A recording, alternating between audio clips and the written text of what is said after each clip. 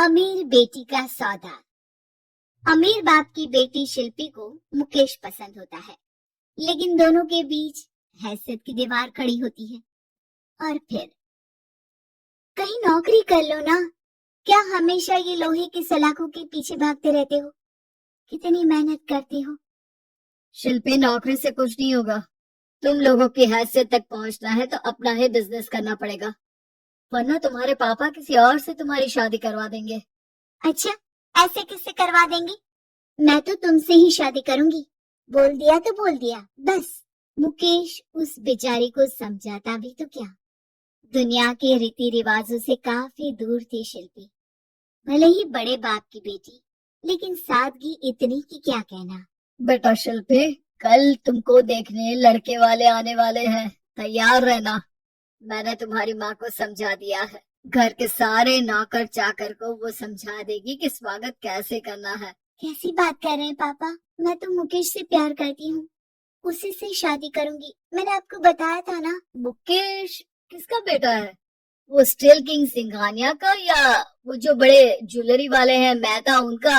नहीं नहीं पापा, वो अपना ही काम करता है, लेकिन एस्टेब्लिश नहीं है अभी। पापा, वो आपके पास कब आएगा?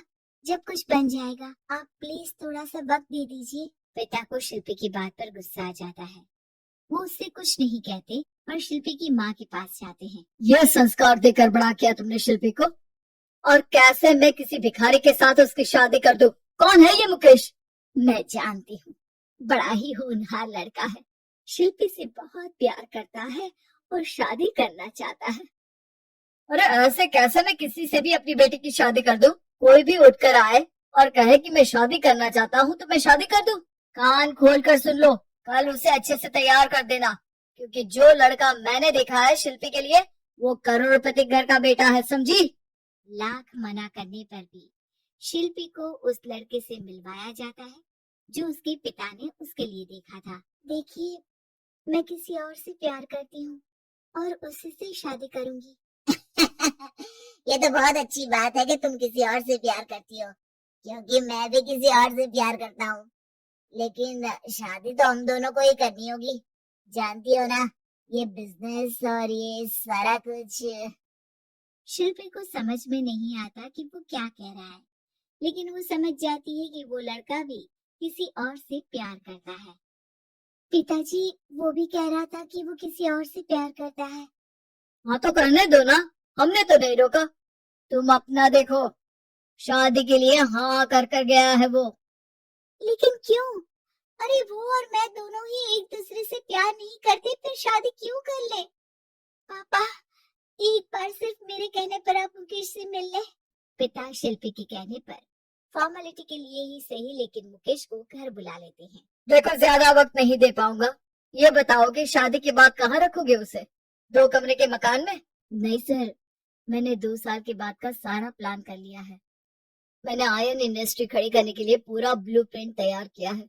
मेरी खुद की जगह है दादाजी की। बस थोड़ा फंड का अरेंजमेंट हो जाता तो काम शुरू कर देता। अच्छा, मतलब तुम यहाँ फंड रेज करने आए हो?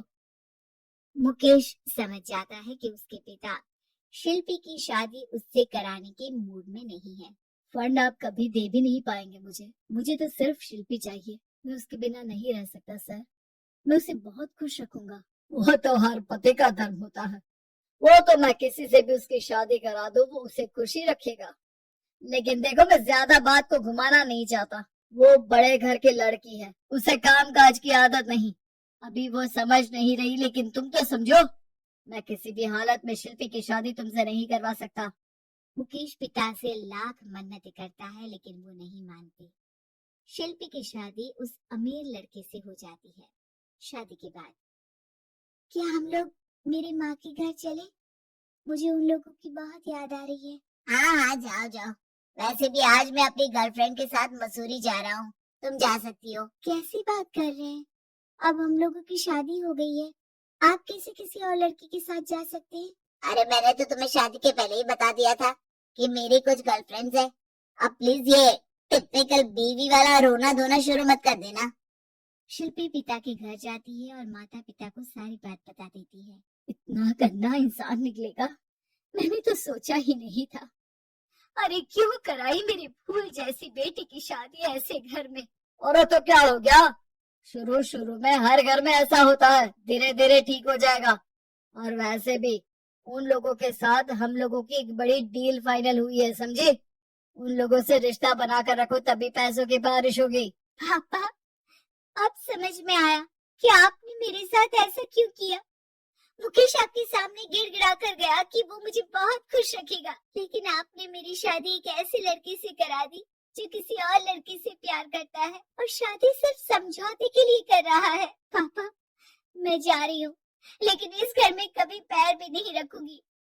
आपने मुझे सामान की तरह इस्तेमाल किया। माँ शिल्पी को बहुत रोकती है, लेकिन वो एक नहीं सुनती। कुछ समय बाद, शिल्पी, मुझे नहीं लग रहा कि अब हम दोनों के बीच ये शादी और रह पाएगी। मैं किसी और से शादी करना चाहता हूँ।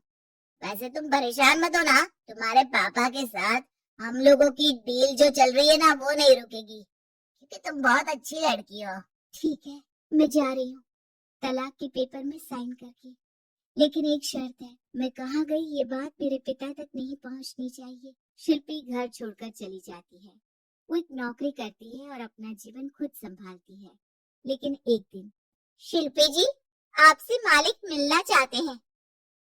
मुझसे क्यों? शिल्पी मालिक के कमरे में जाती है, जहाँ सामने मुकेश होता है। अरे आपको देखकर बहुत खुशी हुई, बहुत बड़े आदमी बन गए। थैंक्स, पर तुम्हें नौकरी करने की क्या जरूरत पड़ गई? मैंने तो सोचा भी नहीं था कि तुम मेरी शिल्पी होगी। तभी वहाँ शिल्पी के पिता आ जाते हैं। शिल्पी, तुम्हारे बारे में माँ से पता चला। घर चलो बेटा, मुझे माफ कर दो। मुकेश, मैं यहाँ अपनी कंपनी के काम के लिए आया हूँ।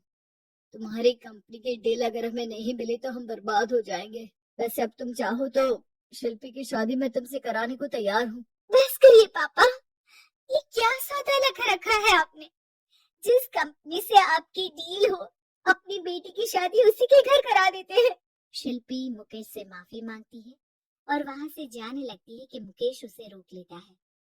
रुको शिल्पी, ये सब कुछ तुम्हारे लिए है। ये कंपनी, ये नाम सिर्फ तुमसे शादी करने के लिए ही खड़ा किया था। मैं आज भी तुमसे बहुत प्यार करता हूँ।